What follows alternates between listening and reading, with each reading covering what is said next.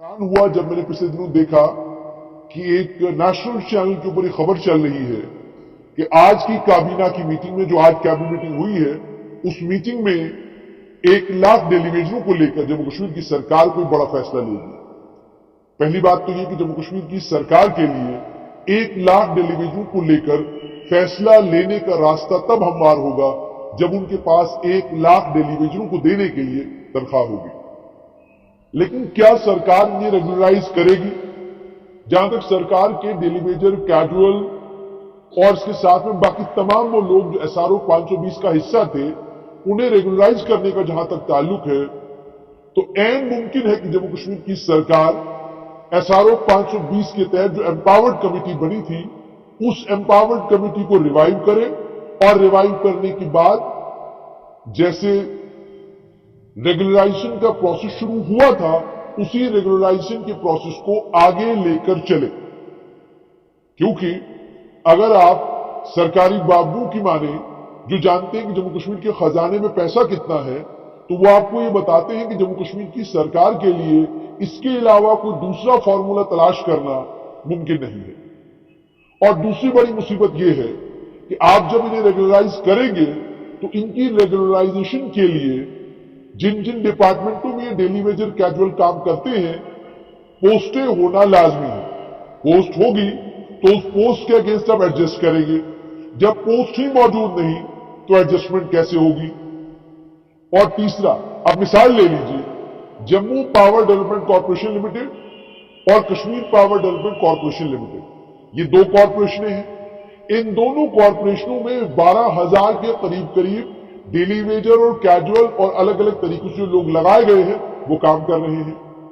सरकार ने सोचा कि इनको रेगुलराइज किया जाए।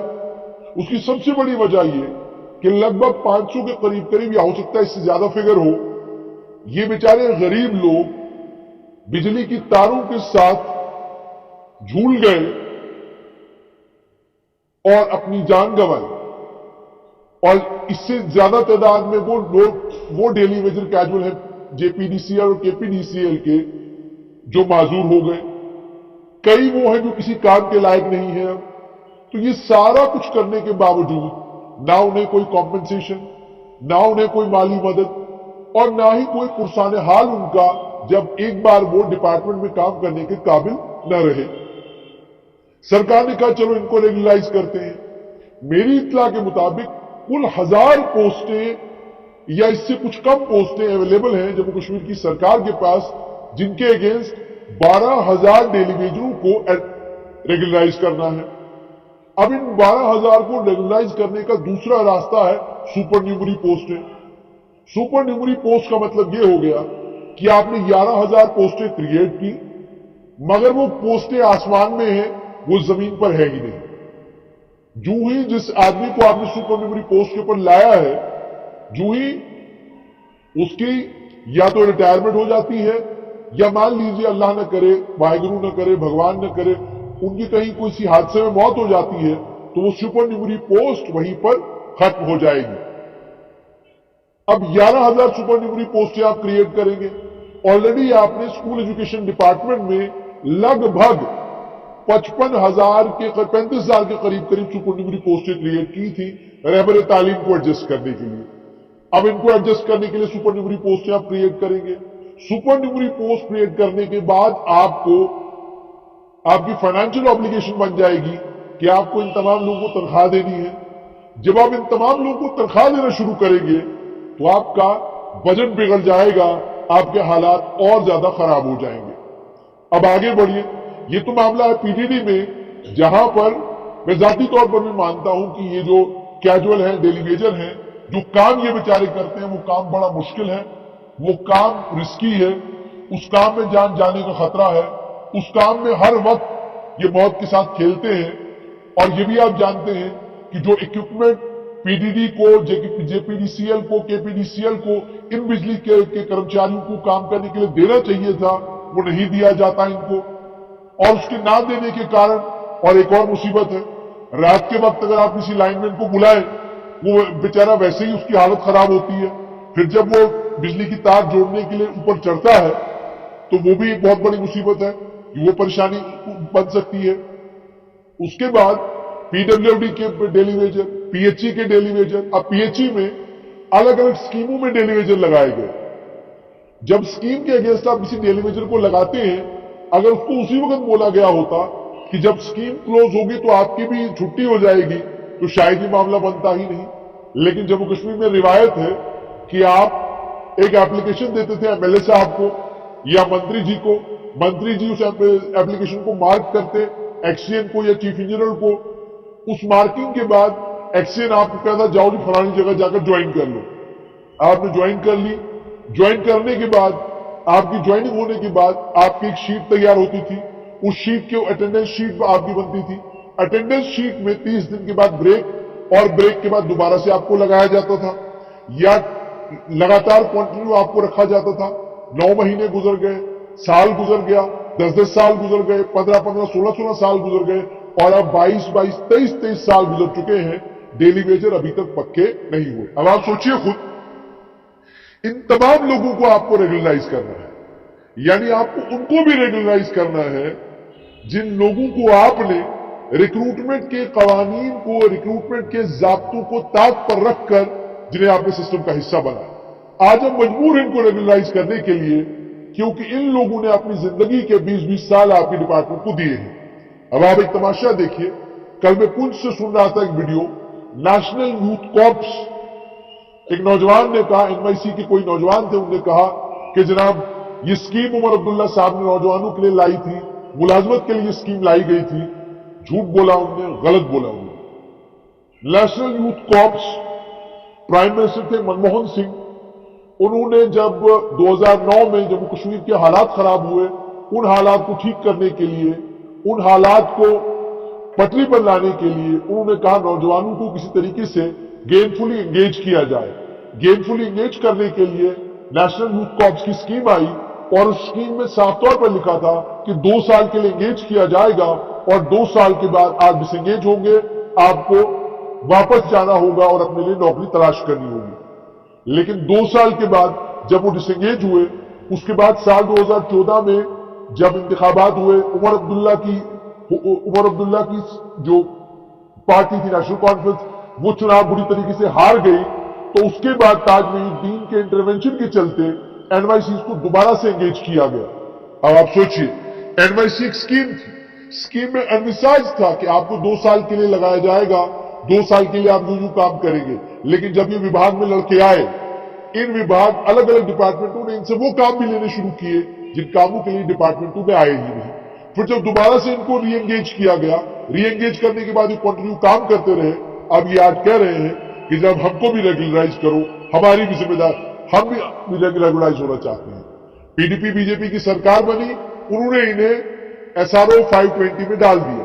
अब वो तमाम लोग, मैं इस बहस में पढ़ना नहीं चाहता हूं कि कौन गलत रास्ते से आया, कौन सही रास्ते से आया, मगर एक बात तो बिल्कुल सच्ची है कि ये डेली वेजर कैजुअल लाख है, 1.5 लाख है, 2 लाख है, जितने भी हैं, ये तमाम लोग उस रास्ते से सरकारी मुलाजमत में आए हैं जो रास्ता सरकारी मुलाजमत लेने का नहीं है।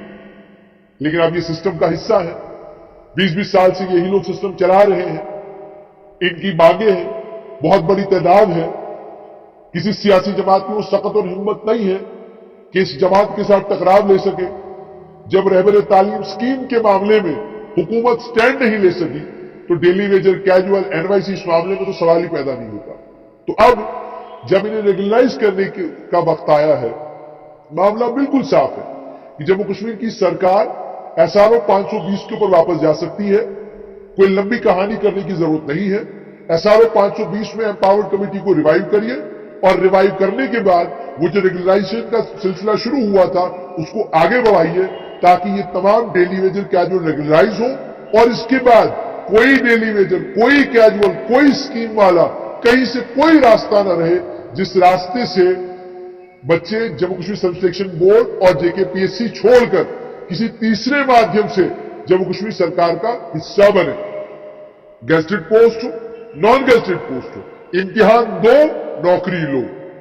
न किसी गेस्टेड पोस्ट के लिए, न किसी नॉन गेस्टेड पोस्ट के लिए कोई वाया मीडिया तलाश न किया जाए। वाया भटिंडा लोगों को सरकारी मुलाजमतों में लाने का सिलसिला मुकम्मल तौर पर बंद कर दिया जाए। एक लोकतांत्रिक सरकार के बनने का कतई ये मतलब नहीं होता कि एमएलए की चिट्ठी के ऊपर, मंत्री की चिट्ठी के ऊपर आप मुलाजमत बांटना शुरू कर दें।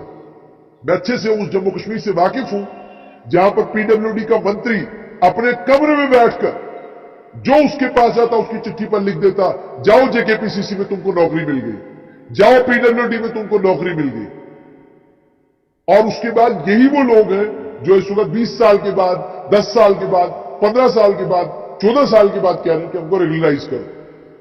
तो अगर यह तरीका नौकरी बांटने का है, बड़े सारे नौजवान और कितने कांस्टेबल रिक्रूटमेंट जहां 28 साल तक आपने बाहर रखा है, 2,62,000 बच्चा जम्मू कश्मीर में एलिजिबल है मुलाजमत के लिए, 2,62,000, और 2,62,000 नौजवानों में से आप 4,000 को कांस्टेबल लगाएंगे, 2,58,000 बेरोजगार जम्मू कश्मीर में इंतजार करेंगे कि हमको नौकरी कब मिलेगी।